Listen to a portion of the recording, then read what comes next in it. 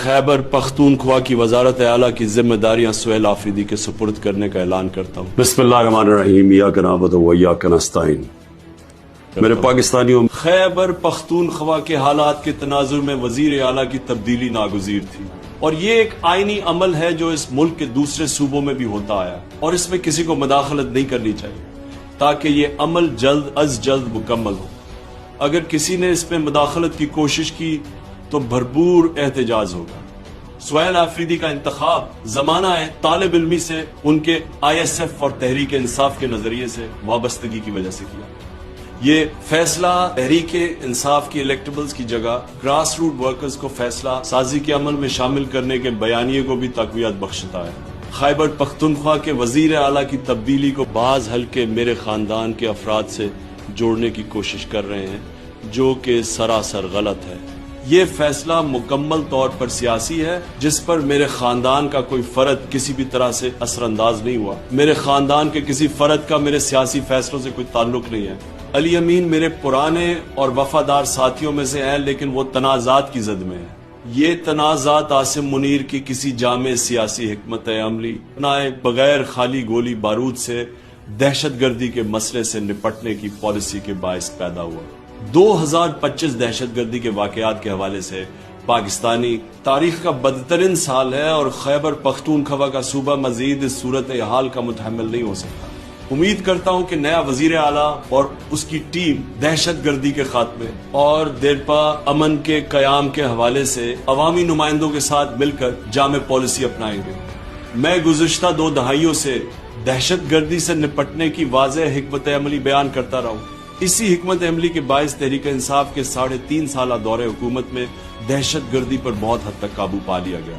तहरीक इंसाफ ने उस वक्त की पाकिस्तान मुखालिफ भारत नवाज अशरफ गनी हुकूमत से भी मुज़ाकरात किए और कबायली अवाम और अफगानी पनागज़ीनों के मामलात भी अफहाम व तफहीम से तय किए। 2021 में उस वक्त की फौजी क़ियादत ने हथियार फेंकने वाले दहशतगर्दों को वापस बसाने का मंसूबा पेश किया था मगर उस मंसूबे को खैबर पख्तूनख्वा और कबायली इलाकों के हमारे मुंतखब नुमाइंदों ने मुस्तरद कर दिया था। उस मंसूबे पर हमारे दौर में अमल नहीं हुआ लेकिन अब हकायक के बरक्स तहरीक इंसाफ की हुकूमत पर यह सरासर झूठा इल्जाम लगाया जा रहा है कि मुल्क में दहशतगर्दी उस दौर में बसाए गए दहशतगर्दों की वजह से पैदा हुई है। कौम को बताया जाए कि कौन से दहशतगर्द कब कहां और कैसे बसाए गए।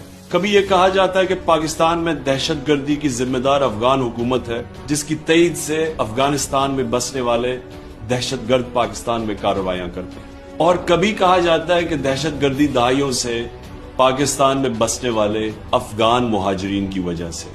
ये दोनों बातें ही गलत हैं क्योंकि लाखों अफगान महाजरीन को बेइज्जत और रसवा करके निकालने के बावजूद दहशतगर्दी बढ़ती जा रही है। ये मुतजाद बयान आसिम मुनीर के मुसल्लत किरदा अवाम दुश्मन निजाम की बदहवासी को जाहिर करते हैं।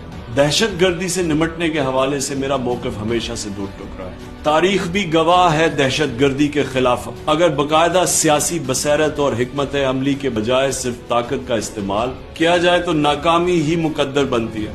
मिलिट्री ऑपरेशन के नतीजे में होने वाला कोलैटरल डैमेज अवाम को इंतकामन हथियार उठाने पर मजबूर कर देता है और यूं ये सिलसिला बद से बदतर होता चला जाता है। सियासी इंतकाम में मेरे खिलाफ मुसलसल बेबुनियाद मुकदमात न सिर्फ बनाए जा रहे हैं बल्कि बार बार दोहराए जा रहे हैं। तोशा खाना, अलकादर, साइफर, इद्दत और फिर तोशा खाना समेत कई छोटे बड़े मुकदमात मुझ पर और मेरी अहलिया बुशरा बेगम पर सिर्फ इसलिए बनाए गए हैं ताकि मैं झुककर हकीकी आजादी का अज़म थरक कर दूं। मैं अपनी कौम को फिर से पैगाम देना चाहता हूं, ये चाहे कुछ भी कर ले, मैं इनके सामने न खुद झुकूंगा और न ही अपनी कौम को झुकने दूंगा। पाकिस्तान जिंदाबाद।